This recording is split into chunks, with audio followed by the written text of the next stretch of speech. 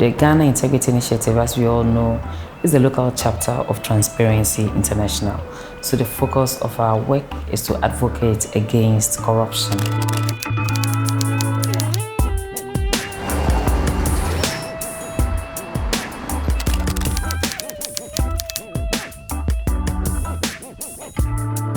So we work on legislations, improving legislations. We work on educating the citizenry on what corruption is, what are the dangers of corruption, and how we can help minimize corruption. GII does not have the mandate to investigate corruption cases, so they collaborate with government institutions nationally and locally. So we collaborate very well with the Commission for Human Rights and Administrative Justice, RAJ. It's a very important collaborator. We collaborate very well with the National Commission for Civic Education. We also work with the media. Ghana Journalists Association is a partner, and then civil society organizations all over. This year is an election year in Ghana. GII will work to ensure that the elections will be fair and democratic. Ghana is seen as the beacon of democracy in the sub-region. We have been able to successfully change over one government to another government, and we still did not encounter any war. We don't want to take those kind of achievements for granted. We believe it came by hard work. So during the election, we have peace messages all over, a lot of public education. We do a lot of advocacy. We also monitor, because when we monitor corruption in election, we want to create a level playing field in the election. We have to come to a consensus. So we have the political parties meeting and agreeing, actually signing that in this election we make sure that we do not buy votes and we do not engage in abuse of incumbency. So also try to focus our attention on how directly we can help the citizens. GII has the platform I Paid a Bribe. Citizens can call in free and anonymously to report bribes. GII's ALAC Centre offers free advice in cases of corruption. So basically what the advisory centre does is to receive complaints from witnesses and victims of corruption. Many people feel more comfortable calling than actually coming to the office. When somebody walks in to make a complaint or calls in to make a complaint, we don't just get up and start writing letters because somebody has made a complaint.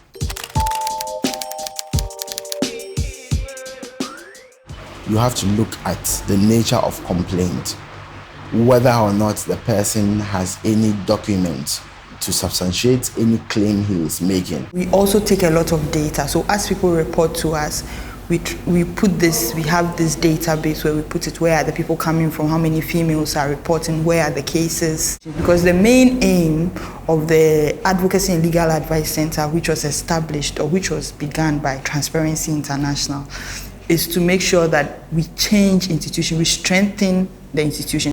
GII are educating ordinary people about corruption at meetings across the country and on local radio, because corruption also takes place in the rural districts far away from Accra.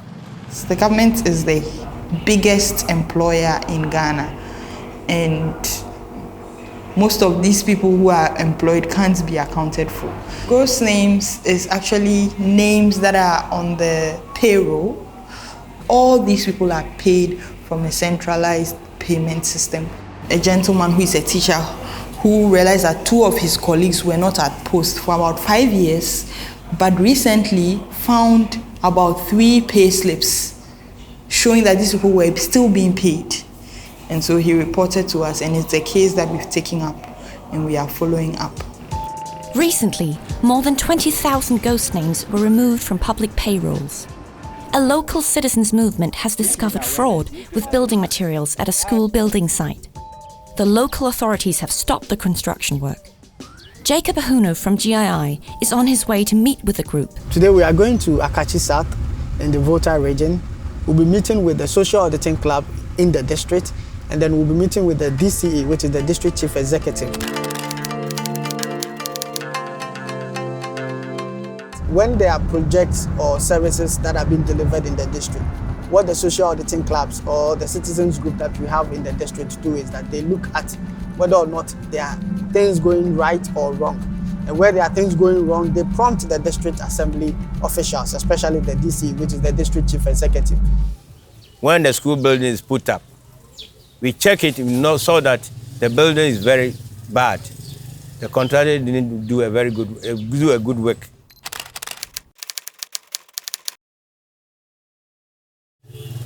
When the engineers came down and tested the structure, it came to light that the whole structure is very bad.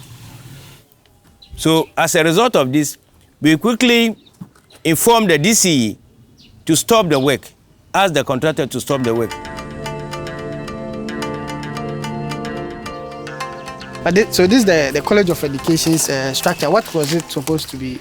Four-story building. It's a four-story hostel block. Hostel. That expert came in, dug a hole. They wanted to check on the foundation. The foundation. Okay. So they took that samples too, and they came back with the results, and they have recommended that the whole structure should be demolished. Wow.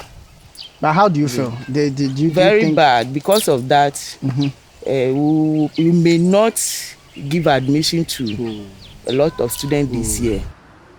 The local authorities appreciate the work of the grassroots.